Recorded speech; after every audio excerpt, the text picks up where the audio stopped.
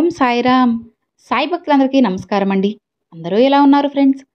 మన సాయినాథుని దయ వల్ల అందరూ బాగుండాలని మనస్ఫూర్తిగా కోరుకుంటూ ఈరోజు ఈ వీడియోనైతే స్టార్ట్ చేస్తున్నాను.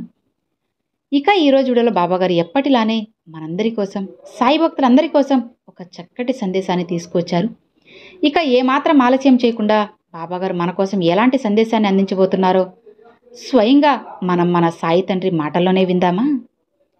బాబాగారు ఎలాంటి సందేశాన్ని తీసుకొచ్చారు అంటే, తల్లి, ఈ రెండిటిలో ఒకటి తాకమ్మా, నీకు ఎలాంటి అదృష్టం రాబోతుందో ఇప్పుడే నీ సాయి మాటల్లోనే తెలుసుకో అని బాబాగారితో చెప్తున్నారండి. మరి బాబాగారు మనకి ఏం చెప్పబోతున్నారు, అసలు ఆ రెండు ఏంటి, ఇప్పుడు మనం బాబాగారి మాటల్లో విందామండి. ఈరోజు బాబాగారు మనకు ముందు ఒక రెండు మంచి పుష్పాలని, అంటే మనం పూజ కోసం వాడే ఒక రెండు శుభప్రదమైనటువంటి రెండు పుష్పాలను అయితే తీసుకొచ్చారు. ఈ రెండు పుష్పాలలో ఒకటి తాకుబిడ్డ, ఒక శుభవార్త అనేది నీకు రాబోతుంది. అలానే నీకు ఎలాంటి అదృష్టం రాబోతుందో చెబుతాను అని చెప్పి బాబాగారు చెప్పారు. కాబట్టి బాబాగారు చెప్పారంటే ఇది అక్షర సత్యం, ఖచ్చితంగా అక్షరాలు ఇలానే జరుగు తీరుతుంది. మరి బాబాగారు ఎలాంటి పుష్పాలను తీసుకొచ్చారు అంటే, ఒకటి తామర, అలానే ఇక రెండవది గులాబీ. ఈ రెండు కూడా చాలా శుభప్రదమైనవండి. ప్రతి ఒక్కరూ కూడా పూజలో ఉపయోగిస్తూ ఉంటారు. కాబట్టి ఈ రెండిటిలో ఒకటి తాకండి ఫ్రెండ్స్. మీకు ఎలాంటి అదృష్టం రాబోతుందో, అలానే మీ జీవితం ఎలా ఉండబోతుందో అన్నీ కూడా మన సాయినాథుని మాటల్లోనే తెలుసుకుందామండి.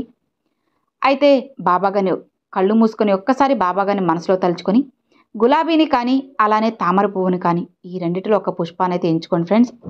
ఎంచుకున్నారా అండి? ఇక మొదటిగా తామర పువ్వు. తామర పువ్వు ఎంచుకున్న వారి కోసం బాబాగారు ఎలాంటి సందేశాన్ని తీసుకొచ్చారు, వాళ్ళకి ఎలాంటి అదృష్టం రాబోతుందో మన బాబాగారి మాటల్లోనే విందాం. చూడు బిడ్డ, నువ్వు నన్ను నమ్మి ఈ తామర పుష్పాన్ని తాకావు కదా, ఇది ఎంతో శుభప్రదమైనదమ్మా. ఆ పుష్పం బురదలో జన్మించినా సరే ఏ మాత్రం కాస్త కూడా బురద అంటకుండా స్వచ్ఛమైన పుష్పంలా మన వద్దకు వస్తుంది. మరి ఈ పుష్పం దాని పుట్టుకలోనే ఎంతో శుభప్రదమైనది. అది తానంటద తానే స్వయంగా నిరూపించుకుంది. లక్ష్మీదేవికి నివాసమైన ఈ పుష్పం ఎంతో అదృష్టం కలది బిడ్డ. ఇక అంత గొప్ప పువ్వు తాకిన నువ్వు కూడా ఎంతో అదృష్టవంతురాలివి. ఇక ఇంత గొప్ప పువ్వుని తాకిన నువ్వు ఒక గొప్ప శుభవార్తను కూడా వినబోతున్నావమ్మా. అలానే లక్ష్మి కటాక్షం నీకు కలగబోతుంది. ఇప్పటి వరకు నువ్వు ఎన్నో ఇబ్బందులు ఎదుర్కొన్నా సరే ఇకపై నీకు లక్ష్మీదేవి పూర్తి అనుగ్రహం, ఆశీర్వాదం లభించబోతుంది. నువ్వు ఎలాంటి కష్టంలో ఉన్నా సరే, బాధలో ఉన్నా సరే, తామర వలె అందంగా నీ కష్టాలు ఏవీ కూడా బయట వారికి తెలియకుండా నీ కష్టాల్ని నీలోనే నువ్వు దాచుకుంటావు. ఎలాంటి సమస్య వచ్చినా సరే దాని నుంచి ఎలా బయటపడాలి అని మంచిగా సమయస్ఫూర్తితో ఆలోచిస్తావు. ఎన్ని కష్టాలున్నా సరే అస్సలు పొరపాటున కూడా భయపడవు. వాటిని దాటే ప్రయత్నం చేస్తావు. ఇది నీలో ఉన్న చాలా మంచి లక్షణం తల్లి. ఇక ఈరోజు ఈ తామర పువ్వు తాకిన నీకు ఒక మంచి ఉపాయం చెబుతాను, శ్రద్ధగా విను. ఈ పువ్వు లక్ష్మీదేవికి ఇష్టమైనది. కాబట్టి ప్రతి శుక్రవారం లక్ష్మీదేవిని ఈ తామర పువ్వులతో పూజించు బిడ్డ. ఇక నీకు అదృష్టం అనేది కలిసి వస్తుంది. అలానే తల్లి, ఈ తామర పువ్వు రేకులు అనేటివి ఎంత సున్నితంగా ఉంటాయో, తాకిన వెంటనే కందిపోతాయి కదా. ఇక అచ్చు ఇలానే నీ మనసు కూడా అలానే ఉంటుందమ్మా. ఎవరు ఒక్క మాట అన్నా సరే అస్సలు తట్టుకోలేవు. అయినా కూడా తిరిగి మళ్ళీ వాళ్ళని ఏమీ కూడా అనలేవు. ఈ సమాజంలో అందరూ నిన్ను బాధ పెట్టేవాళ్ళే. నీ దగ్గర నిజాయితీగా ఎవ్వరూ ఉండడం లేదు అని నువ్వు ఎంతో బాధపడతావు. ఒక్కటి గుర్తుపెట్టుకో బిడ్డ, ఇతరుల గురించి అస్సలు నువ్వు పట్టించుకోకు. నీకు కావలసిన బంధం ఖచ్చితంగా నీ వద్దకు వస్తుంది.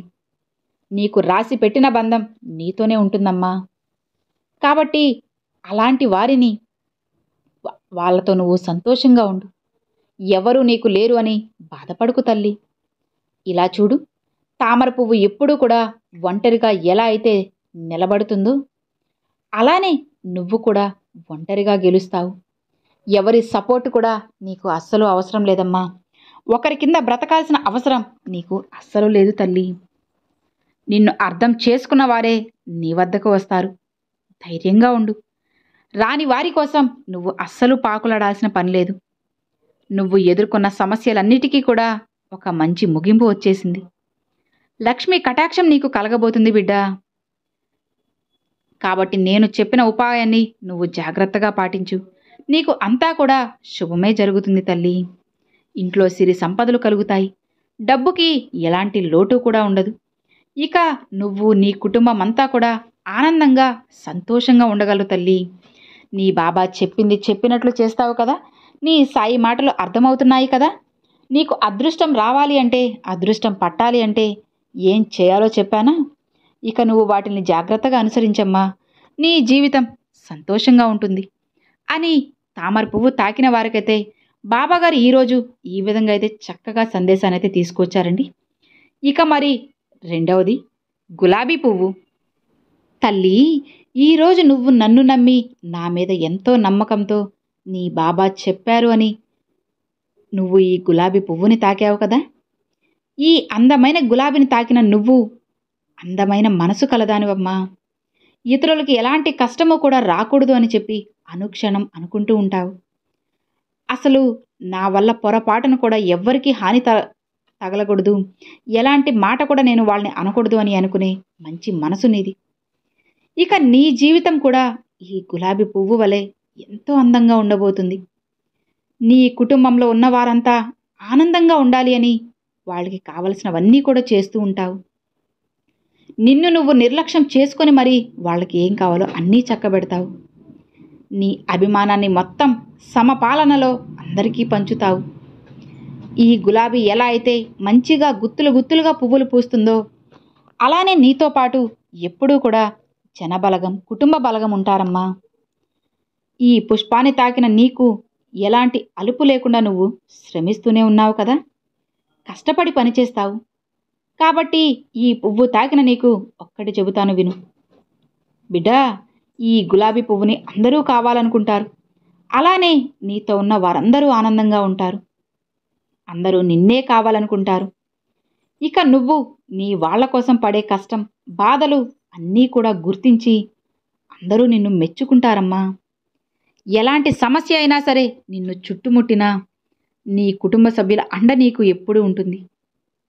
ఈ గులాబీ పువ్వుని తుంచాలంటే జాగ్రత్తగా ముళ్ళు తగలకుండా తీయాలి.